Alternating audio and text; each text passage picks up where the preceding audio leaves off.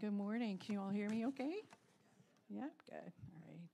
All right. It is so great to be here today. I haven't been here for the past several weeks because as one of the leaders of the forgiveness ceremony, I've been really wrapped up in my leadership duties around getting that ceremony together and being involved with my Tioshbe.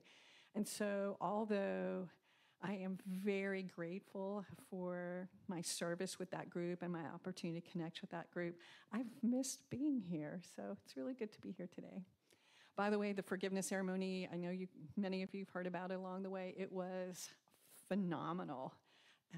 It's based on the principle of the 7 generations, where the basic premise is that we're creating healing for intergenerational trauma that creates these currents that bring healing that stretches way, way beyond the individual. And I genuinely believe that we're creating these ripples of healing and goodwill that make a difference. And so this made me think about other ways that I might encourage people to think about planting their own seeds of goodness that could ripple out. I've been thinking a lot about how our thoughts and our deeds ripple out and radiate beyond us. And so I really started thinking about how could I reach people who couldn't be at the forgiveness ceremony. And then Reverend Ken got in touch with me and asked me to step in for him. And it was just a resounding yes, and what perfect timing. And I cannot imagine a better group of people to share this with than my friends here at CSL. I'm deeply honored, as always, to be here this morning, and I just appreciate your presence. And for those of you at home watching, I welcome you, and I hope that this time together touches you all in a meaningful way. I hope that you can feel the energy in this room just radiating out to you all as well, wherever you may be. So before I really go any further, it's my tradition to sage, or we azalea, before we kind of get started with anything. It's the Native American version of when Reverend Ken says, leave your wouldas, your shoulda, your couldas out there. So we azalea as a way of reminding ourselves that we are stepping into a sacred place. And although we don't deny that there are challenges and difficulties and negativity in the world, for now, I'm asking you to step into this space with me to help with our collective energy just to create this sacred space. And we do this by consciously choosing to only allow that which is for our highest good, our collective highest good, to be here with us. We consciously choose to set aside our concerns of the world outside and to come together with open hearts to create a space of positive energy. So again, when I first agreed to step in for Reverend Ken today, he suggested that I share my experience at the forgiveness ceremony with you all. And because of that experience, which again was incredible and I would love to share, but I thought, again, I've been thinking a lot about how our actions and intentions radiate out. So I thought it might be far more valuable to share a ritual with you all to further expand that good work that we've started. And it aligns beautifully with the basic principles of science of mind. Our thoughts are fundamental to our lived expectations, our lived experience. And that also kind of goes hand in hand with a Native American concept of the medicine wheel. So I'd like to talk a little bit about the medicine wheel, and particularly a given section that's related to spring. So did you guys know it's spring? I know. We have a high of like maybe mid-60s today, and in Florida, that's the dead of winter, right? I got it. But technically, spring arrived Tuesday at 11 p.m. with the equinox, and I trust the azaleas. They know it's spring, right? They've been blooming. In fact, mostly they're kind of reaching their peak even. So even though today it feels like winter, I hope you'll indulge me, my talk of spring. It could be summer by the end of the week, so you never know. Um, so, so I want to give a very brief background about Indigenous peoples' concept of the medicine wheel, and particularly as it relates to spring. Indigenous people tend to embrace sets of principles that help them to walk in harmony with the environment. And the medicine wheel is a tool that's often used, and it's represented by a circle that's divided into 4 distinct equal sections. And each section signifies a cardinal direction and aspects or teachings that are associated with the direction. As you can see, it's multidimensional, with each section featuring multiple ideas, aspects, again, each with their own level of meaning and their own lessons. So for instance, a section could represent different elements, animals, stages of life. And again, this is a very brief snippet. This isn't the whole thing. The medicine wheel also represents the seasons. And so in the Native American tradition, on the medicine wheel, spring is represented in the east. It's the place where we go to seek illumination. It's represented by the element of light and fire. It's thought to be a place where ideas are explored and developed. And it represents a time of incubation, of gestation, of planting. The East, and with its spring then, is a time where ideas are cultivated and our intentions are set. It's a time of hope. And also, as it's probably true of all cultures, spring is a time of planting. Many of you are likely planting your own gardens now. You're starting out with that. So let's think about planting our crops or planting our gardens for a minute. We plant our seeds, but then we no longer see them. They're buried, right? We don't have a crop yet, but a seed is planted with a very clear intention. You don't plant a bean seed thinking you're going to get carrots, right? We plant a very particular kind of seed, but now that our seed is planted, we no longer see it. It's buried. However, and I think this is a critical piece that people sometimes miss, we planted our seed, and in doing so, we've set in motion the action needed to fulfill our hopes of a particular outcome. And then with time and a little care, the evidence of our intention springs forth.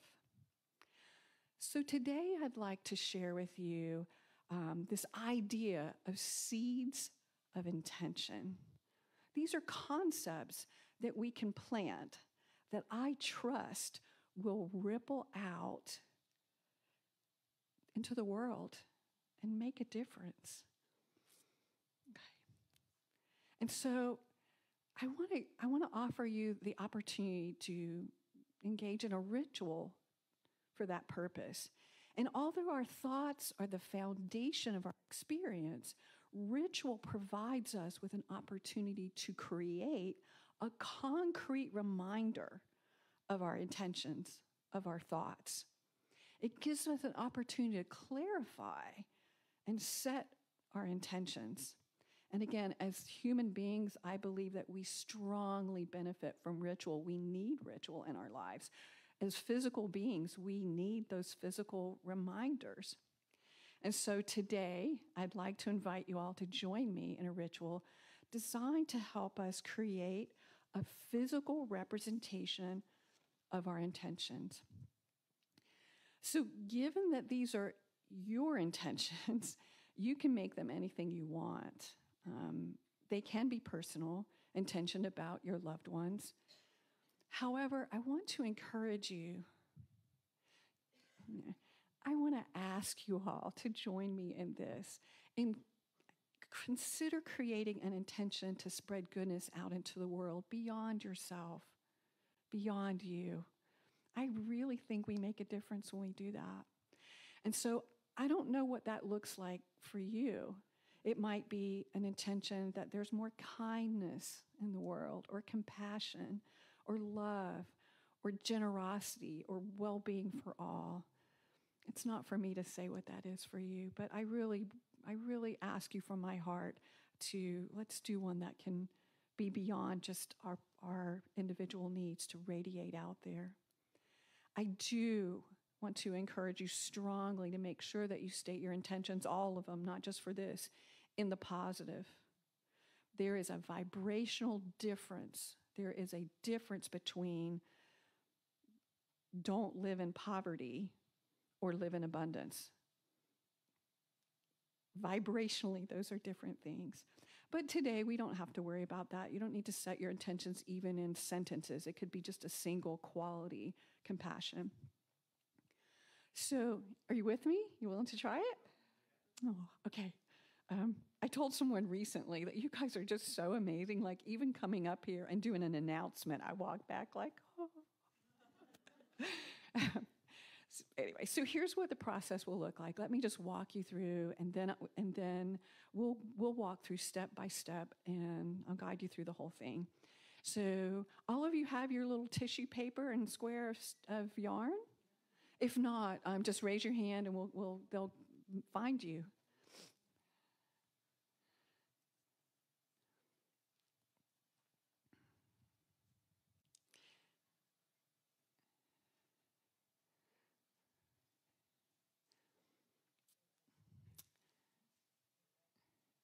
Terry, can I get one too? I ended up so I can demonstrate.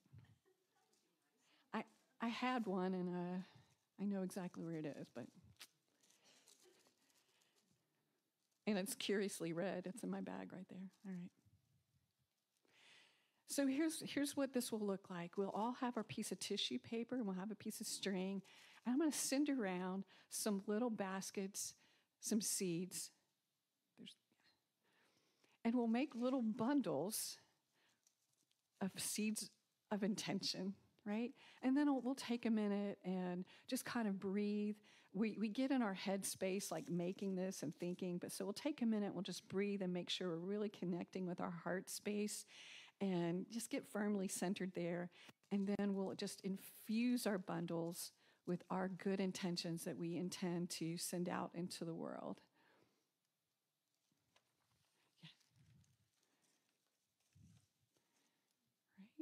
And so can we also get our little bowls of seeds moving around? And you'll see spoons with them. The key is to not get a big heaping spoon. You want maybe a half a spoon. You have plenty of intentions to spare without it being a big... We don't want to spread our intentions all over the carpet too much either.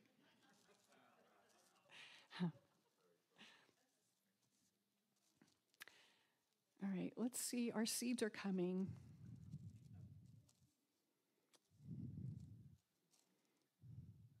It is my clear intention that our seeds are coming.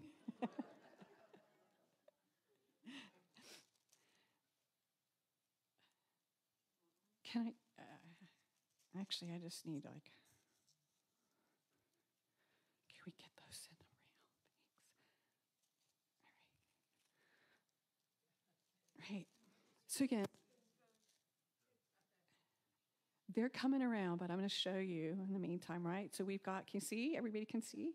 So you're going to, again, don't take a whole big heaping spoon. You're going to take some seeds, and you're going to put them in your little tissue paper. And then we're going to just kind of take the corners and bring them all together. Yeah? And maybe give it a little twist. And then we're going to wrap our string around it. I'm going to be staying late vacuuming. It's okay. Again. And then just tie your little knot.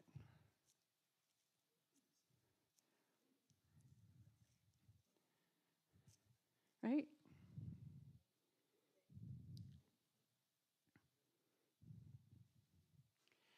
Oh, we need some seeds over here.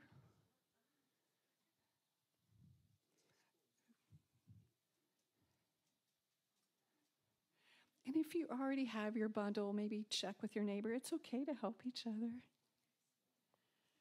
Yep. Here, let me. Oops, sorry, I'm probably not supposed to disappear off the stage.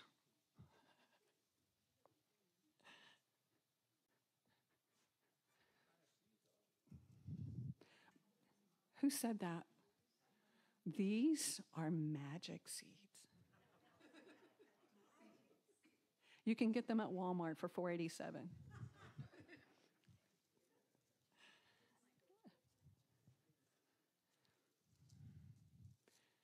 Right? So you're going to hold your tissue paper. You put like just a small little scoop of seeds in your tissue paper. Pull the edges up and wrap your string around. Right? Everybody has theirs?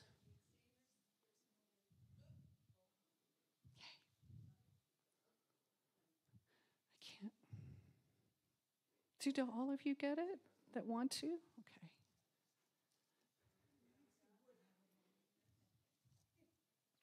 For those of you who made prayer ties with me before,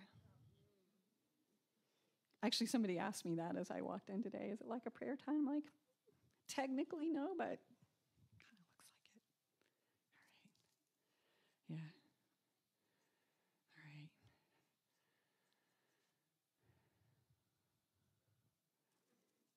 All right. If you need another minute, please raise your hand. Let me know. I don't want to move on. Okay. All right. And again, it's okay. Look over if your neighbor needs a third hand. Please help.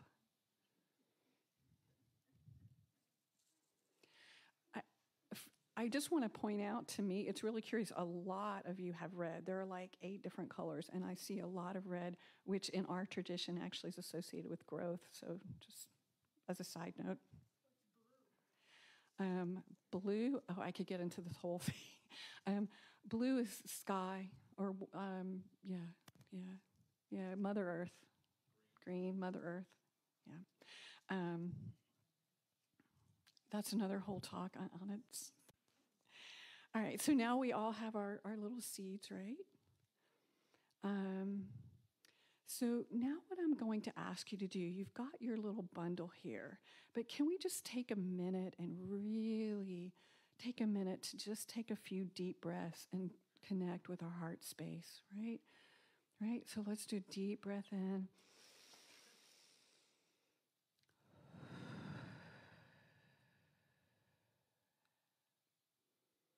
Right, let's do another one.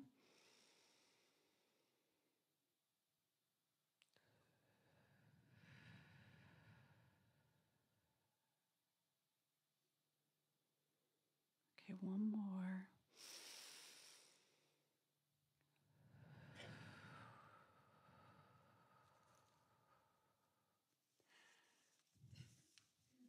My spiritual elder often reminds us that our breath is our very connection to Tunkashala, to Creator, to our highest and best self. So I always find it helpful to take a moment and really connect with that breath to help me connect with my center and tap into that deep connection beyond, just me. So now that we've gotten out of our head space and do you guys feel the shift in the room too? We were all worried about getting our seeds and tying the string, and now we're just right here. Okay. So now what I'm going to ask you to do is to hold your little bundle of seed and just imagine this golden light coming from your heart directly into your little bundle of seeds. And just infuse it with whatever good or positive energy that you might want to share with the world.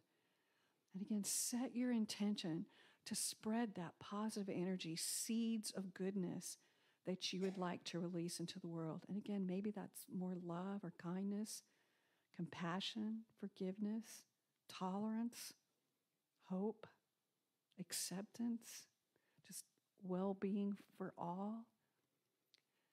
So just really send that beautiful golden light of your firm intention directly into your little seed bundle.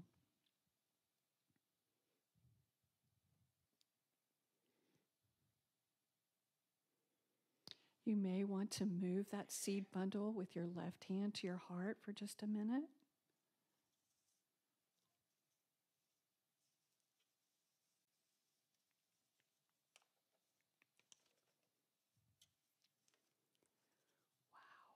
Wow. Okay, so you all have just stepped into this sacred space together and created something sacred. And for me, something becomes sacred in part because we treat it in a sacred manner.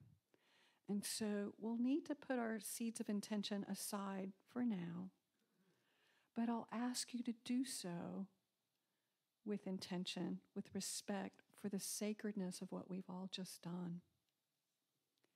And then later in the next few days, or whenever you feel moved to do so, when you're ready, release your seeds of intention.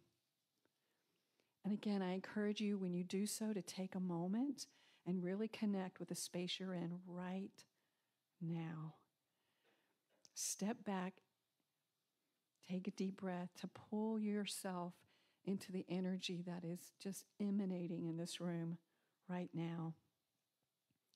And then you can release your seeds knowing that as you do so, they will ripple out into the world. Let that be your clear intention. So some people will plant their bundle. Some people will release their seeds into a body of water. Some of you may just sprinkle them and let the wind take it where they may. And that's not important. How you release them is not important. That you release your good intentions is what's important. And so with that, I say, Mitakuyais, and we are all one, and Han Heche, and so it is.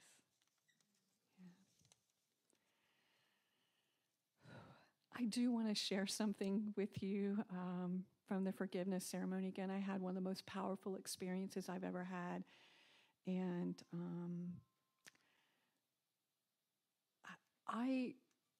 because of my heritage, it is a big deal to stand here and talk about and share things. We generally try to not do that. It was dangerous to do so not that long ago. My father's first question every time I speak publicly is, what's your security? He literally thinks I need people here to protect me. Not in this room.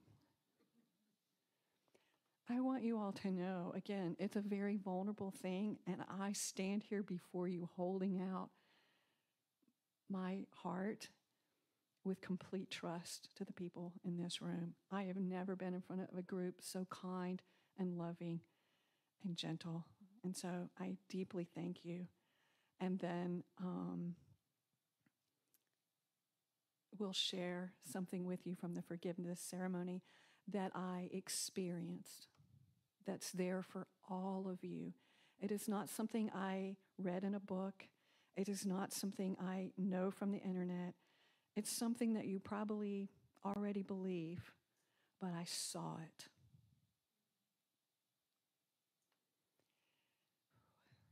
Each and every one of you are divine beings of light, that it just radiates out from you. All of you, all the time. So I encourage you to let your light shine. Aho mitakuyaisen. Thank you.